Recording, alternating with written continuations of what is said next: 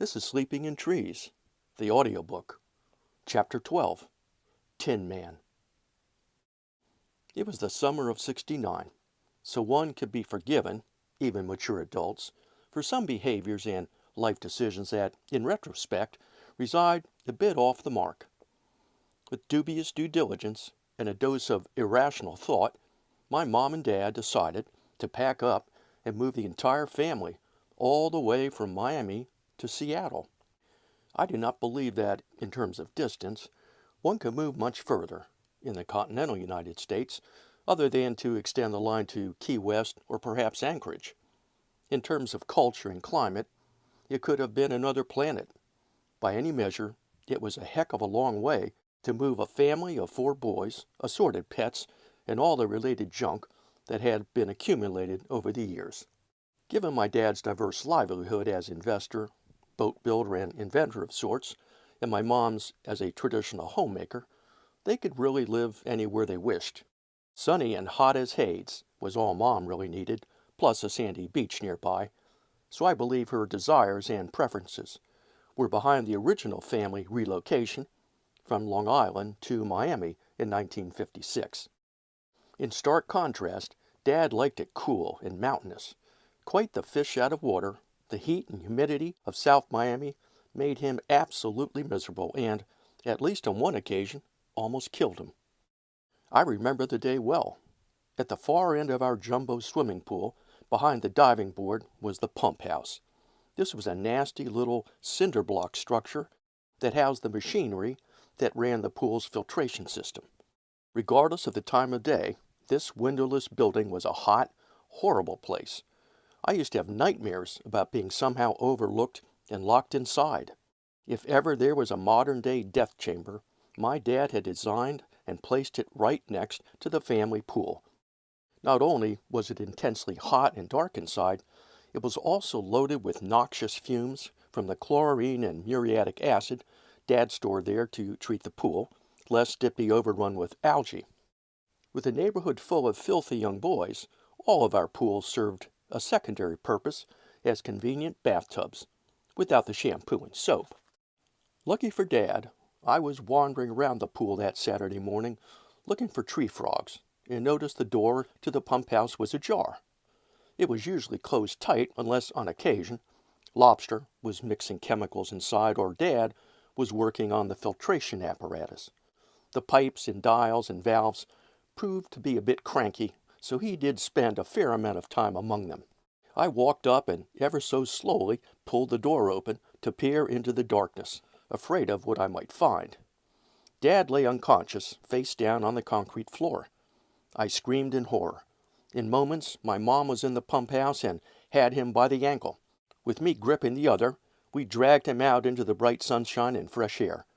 He quickly responded, and we slowly helped him to his feet. The 3 of us stumbled together into the air-conditioned house. Dad spent the balance of the day sitting in the dark family room, which was the coolest place inside, drinking iced coffee. He said little and seemed groggy and lethargic. He had gone into the pump house to mix up a brew of acid-laced cleaning solution to remove mildew that constantly assaulted the grout between the bricks that paved the patio. With the temperature near 100 degrees inside the death chamber and the fumes of the toxic mixture wafting up, he was soon overcome and collapsed.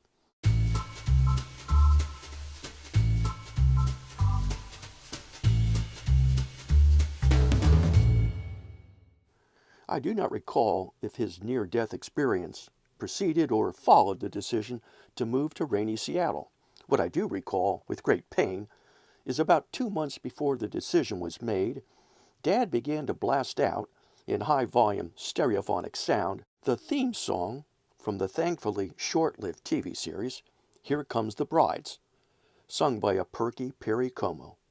No matter where one was in the house, the admittedly catchy melody, with very misleading lyrics, was always right nearby.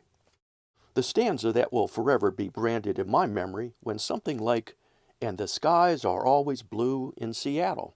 The more it played, the more suspicious we all became, and the more certain we all were that it would rarely be blue skies in Seattle. We were right. When we stepped off the plane at SeaTac Airport in the summer of '69, it was drizzling, and I don't recall it stopping for 9 months. Before we moved to the Pacific Northwest, we had to spruce up the old homestead so it would be shiny, bright, and appealing at the time of sale. When Dad plunged ahead with our home's final addition a few years earlier, the pool went upward and outward in a grand way. The new jumbo-sized screened-in patio required a special superstructure of steel I-beams. Of course, as soon as they were erected, they began to rust. The combination of moist, warm South Florida air and corrosive chlorine fumes from the pool below immediately attacked the shiny silver paint. After assessing the repainting project from a variety of angles, Dad made the prudent decision to hire a professional and not undertake the project himself. The challenge was this. The width of the pool underneath the I-beams was substantial, so custom scaffolding would be required to span the chasm and provide a secure and stable base for additional ladders to reach the I-beams above. I assumed the structure would be planted on the bottom of the pool. It would indeed be a challenging setup. The painting contractor would need significant scaffold experience and high-quality equipment to attack the job. One sunny Saturday morning, the professional arrived. He pulled up in an old decrepit white pickup truck with the prestigious-sounding painting company name stenciled crookedly on the side. I was sitting out of view behind the gardenia bush next to the banana palm up against the front of the house looking for bugs. He had no idea I was there and fumbled around inside his truck for a minute or so. When he got out, I noticed he was a small and skinny man with a distinct stagger. He weaved a bit off kilter up to the front door, rang the doorbell, and, in a few moments, disappeared inside. With no bugs in the area, I soon wandered off. A couple hours drifted by when I remembered the painter. I trotted back home and out onto the patio to check on the project's progress and was impressed, but also taken aback, by the rickety, makeshift scaffolding the professional had constructed. There was nary a piece of actual scaffolding in sight. Instead, his painting platform was built entirely of ladders, balanced on more ladders. It bowed in the middle and soared above the pool at an odd angle.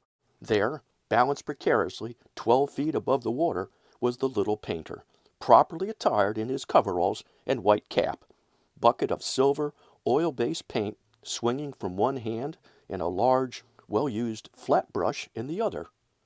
He swept it smoothly and expertly back and forth, applying a uniform layer of fresh paint along the beam overhead.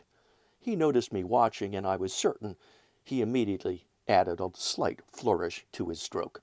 But something was just not right. The contraption looked unbalanced and off-center. I could not bear to look at it, so I went inside. It seemed to me like a disaster waiting to happen, and, as it turned out, the disaster did not wait long. Moments later, standing in the kitchen with my back to the patio, I heard a muffled scream, a crash, and a loud splash. I didn't see it, but Dad must have. His eyes bugged wide open. He pushed me aside, rushed to the sliding glass door, and fumbled with the latch to pull it open. I was right on his tail.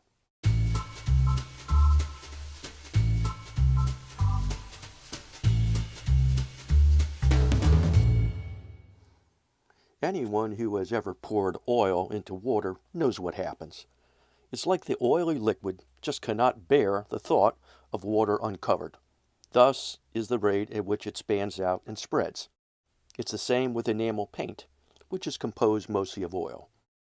So it was this time as the bumbling painter's half-assed, make-believe scaffolding gave up under the weight of it all and collapsed with the little man and his bucket of silver paint plunging headlong into the pool.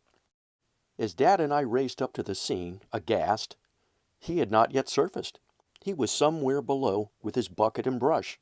The pool was a perfect, shiny lake of silver.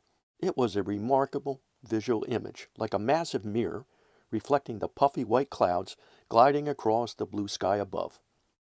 In a few moments, coughing and splashing to the surface, the professional appeared.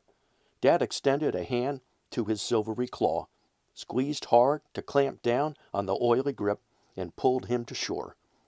Up and out of the pool he came in one quick motion, sputtering and spitting. Before us stood the Tin Man, as well represented as my favorite character himself in the classic movie, The Wizard of Oz. He was literally coated from head to toe in silver paint.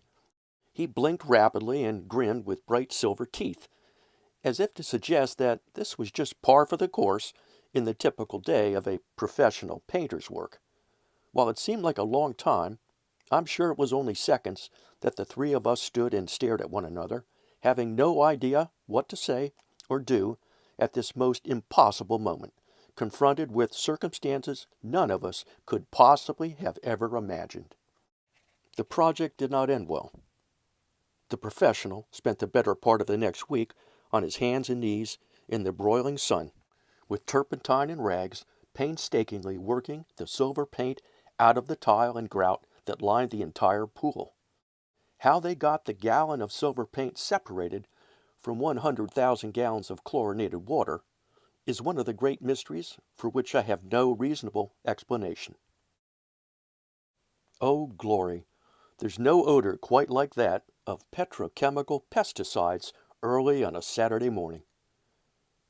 Chapter 13 is next, and it's called Mosquito Bombers.